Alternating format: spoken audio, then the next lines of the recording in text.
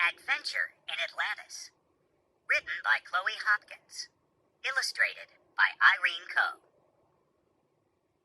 Josh and Amy were ready for scuba diving. They watched fish swimming under the boat. When the boat sailed over a seaweed forest, Amy noticed something strange. "What's that?" she asked. "It looks like a building covered in slime." "That's just a coral reef," the tour guide said. Amy rubbed her lucky penny.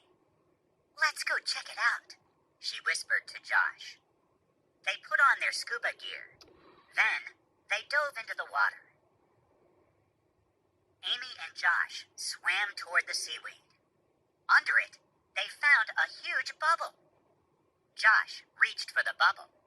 His hand went right through it, but the bubble didn't pop. Josh and Amy looked at each other. Then they swam into the shimmering bubble.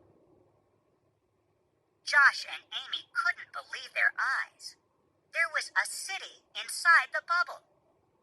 Amy took off her scuba mask. "Where are we?" she asked. Josh pointed at a large, dusty sign above an arched gate. It said Atlantis in old-fashioned writing. "But Atlantis sank thousands of years ago," Amy said. "People looked and looked for it. No one ever found it." Josh grinned. "Maybe we just did.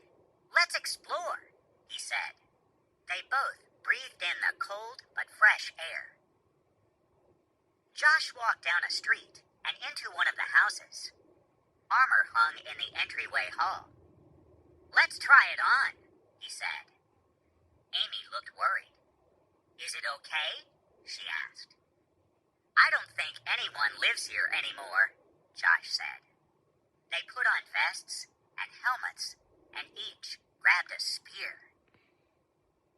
Amy and Josh wore the armor as they walked through to the city square. "Look," Amy said.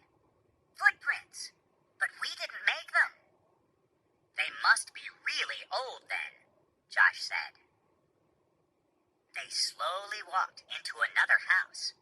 A table was covered in gold coins. "Look how shiny they are," Amy cried. "They look brand new." She reached for her lucky penny, but it was gone.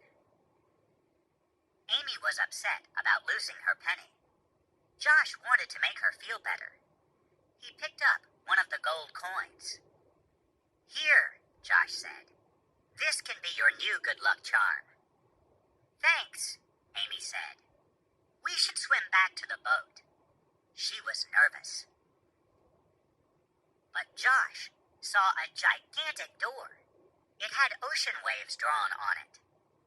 "Let's look inside," Josh said. "Then we can go." Josh pulled open the door. Water rushed up to his knees.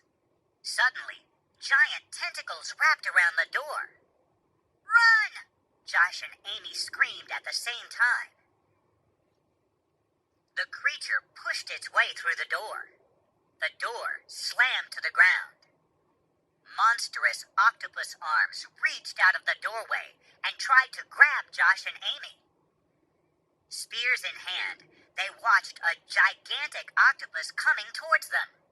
They froze in fear. The roar of cannons made them both jump. Large metal nets came flying out of the cannons. The nets wrapped around the octopus and held it tight. Josh and Amy looked around. They didn't see the people who fired the cannons. They ran as fast as they could, past the houses, past the town square, and back to the bubble. They took off the armor and threw down the spears. Their scuba masks were on in seconds. Josh and Amy swam out of the bubble. They reached the boat and climbed aboard. "What should we do?" Amy whispered to Josh. "Should we tell the captain of the boat?" "No," said Josh. "They'll think we're crazy." Amy opened her hand. The gold coin she had taken from Atlantis was in her palm. "I can't believe I didn't drop my new lucky coin," she said. The boat sailed over the seaweed forest. Josh and Amy stared at the hidden building again. But this time, something was different. Someone was looking back at them. It was a boy. He held up Amy's lucky penny. Amy's eyes opened wide. She clutched the new gold coin. "Do you think he wants this back?" she asked. Josh didn't know. The only thing he knew for sure was that they had just found the lost city of Atlantis. The end.